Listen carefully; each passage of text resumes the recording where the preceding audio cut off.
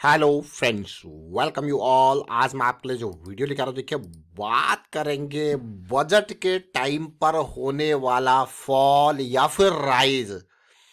Nirmala Sitharaman finance minister budget पेश करेंगी। तो भाई जो यहाँ पे बजट के दौरान जो मार्केट में वोलेटिलिटी होती है, राइज होता है, फॉल होता है, वहाँ पे आप कहोगे यार उस टाइम पे तो स्टॉक्स नीचे आ जाते हैं या फिर एकदम जंप। तो क्या ज़्यादा, क्या नीचे आने की ज़्यादा प्रोबेबिलिटी होती है। और क्योंकि इतने बड़े बेस को खुश करना थोड़ा सा नामुमकिन सा है, और जनरली सीतारमन जी का पुराना भी ट्रैक रिकॉर्ड रहा है कि जब भी कुछ आता है चीज़ें तो मार्केट रिएक्ट करती है अच्छा खासा। तो वहाँ पे जो रणनीति को समझने की कोशिश करेंगे और बात करेंगे बड़े फ्रेम्स की। इस रणनीति को किस तरीके से यहाँ पे क्या किया जाए, क्या मतलब एकदम फॉल आ जाए, किस तरीके से इसको हैंडल करें, कैसे समझें, क्या कोई अपॉर्चुनिटी देखें, उनको समझते हैं डिटेल में। और आगे बढ़ने से पहले मैं आपको बता दूं, अगर आपने अब तक चैनल को सब्सक्राइब नहीं किया तो जल्दी से सब्सक्राइब कर लें, बेल आइकन को प्रेस कर लें, जिससे आपको नोटिफिकेशन आती रहेगी। और प्राइस एक्शन की सीरीज आपके लिए ऑलरेडी रेडी है, इसको देखें, समझें, सीखें और बहुत सारी चीज़ें आप यहाँ पे सीखोगे, समझोगे। हम बार बार आपको बड़े टाइम फ्रेम के बारे में बात करते हैं, तो चलिए बड़े टाइम फ्रेम के ऊपर चलते हैं। ये मंथली टाइम फ्रेम है और स्टॉक का नाम है वबैग, वाटक वबैग। देखिए बहुत बार हम इसकी चर्चा करते हैं वाटक वबैग की, क्योंकि ये छोटा सा स्टॉक जरूर है लेकिन ये वाटर, समझ लो, वाटर ट्रीटमेंट से रिलेटेड काम करता है। अब वाटर ट्रीटमेंट से रिलेटेड मतलब गंदे पानी को साफ करना, इंडस्ट्रियल वाटर को मैनेज करना, वाटर से रिलेटेड, वाटर पॉल्यूशन से रिलेटेड जितनी भी चीज़ें उनको ट्रीट करता है। अलग अलग फैक्ट्रियों से वाटर निकल के आता है, उसको ट्रीट करता है। डिसैलिनेशन वाले प्लांट्स होते हैं वाटक विभाग, उस लेवल का एक इंपॉर्टेंट स्टॉक है। लेकिन हम इसको आज क्यों देख रहे हैं, समझ रहे हैं, और बजट के नाम पे ये स्टॉक क्यों आया। देखिए ये स्टॉक हम आपको एक बात कहेंगे यहाँ पे जब भी, क्योंकि अक्सर हम बात करते हैं लार्ज कैप की, कम बात करते हैं मिड कैप, स्मॉल कैप, या फिर mid cap to large cap category, या फिर माइक्रो कैप स्टॉक्स को आपके सामने प्रस्तुत करने की कोशिश करते हैं। छुपे हुए स्टॉक्स होते हैं, ऐसे स्टॉक्स की हम चर्चा करते हैं, जिक्र करते हैं।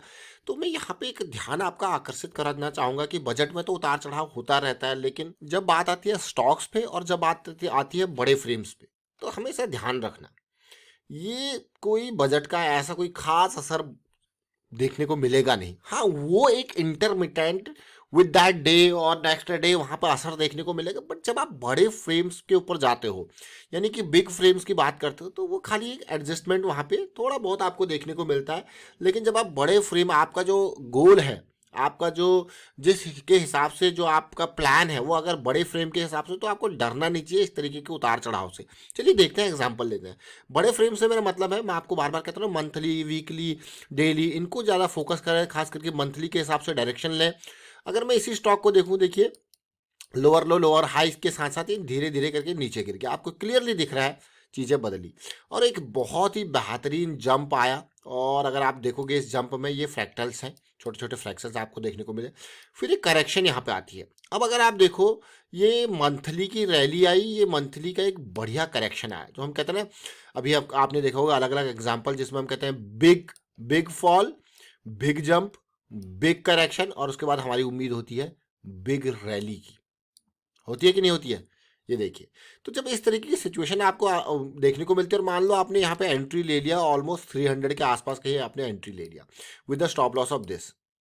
अब अगर आप यहाँ पे अगर फ्लक्चुएशन आ रही है, मान लो 300, 300 पे आपने एंट्री लिया, आपका स्टॉप लॉस है 230 के आसपास, अगर यहाँ पे ये गया थोड़ा सा ऊपर, थोड़ा और नीचे आया 50-100 पॉइंट अगर नीचे भी, आपको डर नहीं लग रहा है, क्योंकि आपका पोजीशन साइज मेंटेन्ड है, आपको पता है आपका गोल क्या है ना। और दूसरी इंपॉर्टेंट बात, अगर मंथली टाइम फ्रेम की बात करूँ, जैसे हम वीकली पे बात करते थे ना, टू फ्रेम साइकिल की, देखिए मंथली पे देखिए, 2 पॉइंट सिस्टम की देखिए, point number 1, point number 2, amazing. आपको यार वाह, ये तो बहुत ही बेहतरीन सिचुएशन है। क्लियरली देखिए, आपको दिख रहा होगा, अरे एकदम नीचे गिरा और किस तरीके से वापस आया।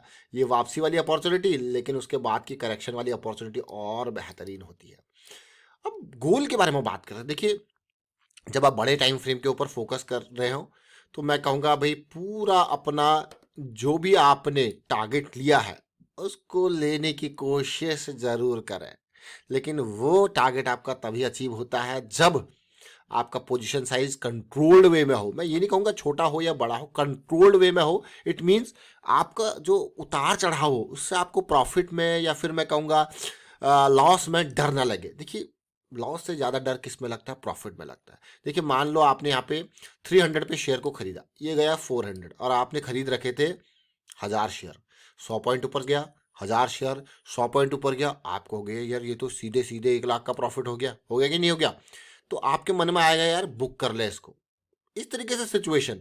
तो आपके मन में आएगा यहाँ पे कि बुक कर ले, 1000 शेयर थे, ये 100 पॉइंट ऊपर चला गया, 1000 इंटू 100,000 का आपको जंप देखने को मिल रहा। लेकिन आप यहाँ जाने के लिए अगर आपको देखना है, तो फिर आपको क्या थोड़ा पोजीशन के साइज को कम करके उस हिसाब से रिस्क को मैनेज करते हैं, ताकि लॉस, मैं आपको बार बार यही कहता हूँ कि भाई लॉस से ज़्यादा प्रॉफिट आप होल्ड नहीं कर पाओगे। लॉस में तो लोग होल्ड कर लेते हैं, ये साइकोलॉजी है, साइकोलॉजी के ऊपर देखिए। और ये देखिए अब ये टारगेट की तरफ जा रहा है आराम आराम से धीरे धीरे, ये जोन। अब आपको क्या यार ये स्टॉक अगर इस टाइम पे मिल जाता कितना बढ़िया होता। तो ये ऐसे स्टॉक्स हम आपके लिए बिल्कुल सटीक टाइम पे लेके आते रहते हैं। देखिए ना वो वाटक विभाग 330 की रेंज में था और उम्मीद देखिए क्या रैली, साइकिल चल रही थी वीकली पे।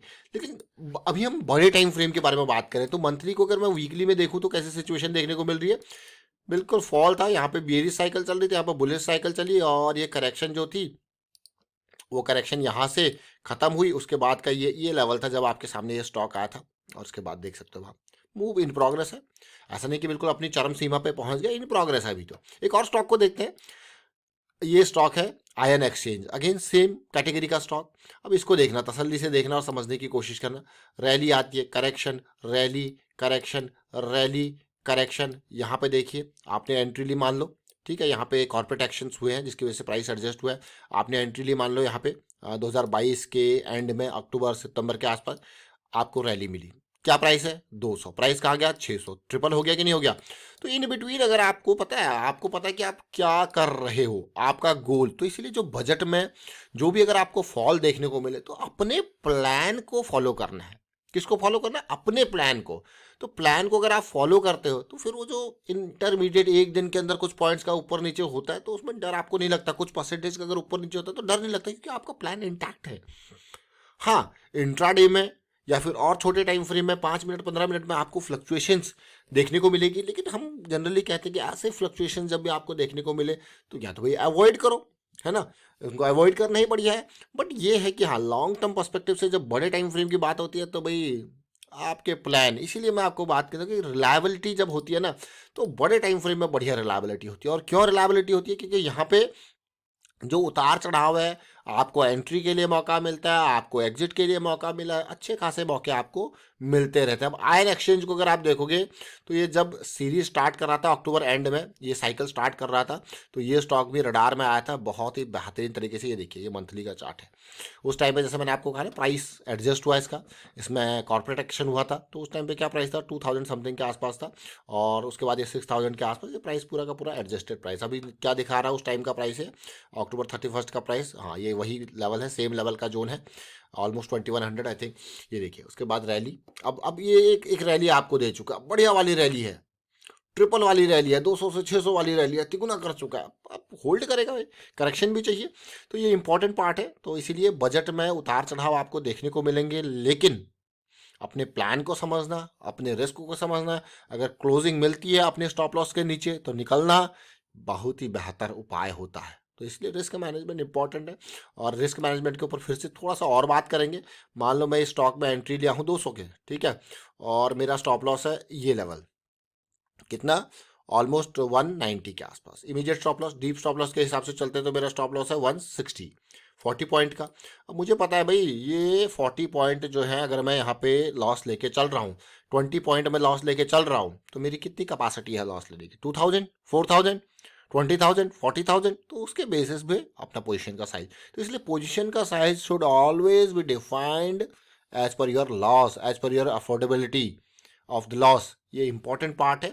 ये बार बार हम एक ही, देखिए एक ही चीज़ आपको बार बार कहते हैं, अलग अलग एग्जांपल्स लेके कहते हैं, और बाकी सारी चीज़ें आपके लिए प्राइस सेक्शन सीरीज में रेडी हैं। आप इनको देखें, समझें, सीखें, प्रैक्टिस जरूर करें। ब्रेन को ट्रेन करने के लिए आपको प्रैक्टिस की ज़रूरत है, क्योंकि प्रैक्टिस आपके ब्रेन तक डेटा को पहुंचाएगी। पैरामीटर्स तो ये जो है लर्निंग की सीरीज आपको दे देगी, लेकिन ब्रेन तक वो चीज़ों को पहुंचाने के लिए प्रैक्टिस चाहिए। प्रैक्टिस मतलब अलग अलग तरीके की, अलग अलग कैटेगरी के जब चार्ट्स आपके दिमाग से निकलेंगे तो आपको समझ में आएगा, वाह कितने मज़ेदार रैली थी। पिछली बार अगर आप देखो 2013 में कैसी रैली आई थी यहाँ पे, 300 से सीधे 900 के लेवल तक। वाइंड अप करता हूँ वीडियो को, शेयर कीजिए, लाइक कीजिए, प्राइस एक्शन सीखते रहिए, प्रैक्टिस करते रहिए, and thank you for watching the video.